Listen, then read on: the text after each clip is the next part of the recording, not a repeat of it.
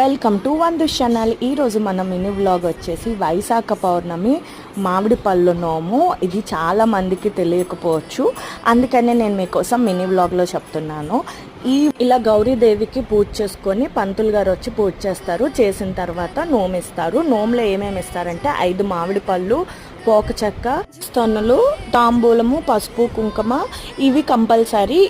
దీంతో పాటు కొబ్బరికాయ, బనానా, చెరుకు ముక్క, కందమానం ఇస్తారు. ఇది అప్పట్లో ఎలా ఇచ్చేవారు అంటే ఎవరెవరు ఉన్నారో వాళ్ళందరికీ ఇంటింటికి వెళ్ళి ఇచ్చేవారు. బట్ ఇప్పుడు అలాగ ఇవ్వడం అంటే కష్టం కాబట్టి ఇంట్లోనే ఇచ్చేస్తున్నారు ఇలాగా. దీంతో పాటు మా పెద్దమ్మ ఏం చేశారంటే ఇసనకర్ర మళ్ళీ మల్లె పువ్వులు కూడా కలిపి నోమిచ్చారు. ఇలాగా నాకు మా అత్తయ్య గారికి కలిపి మా పెద్దమ్మ నోమిచ్చారు.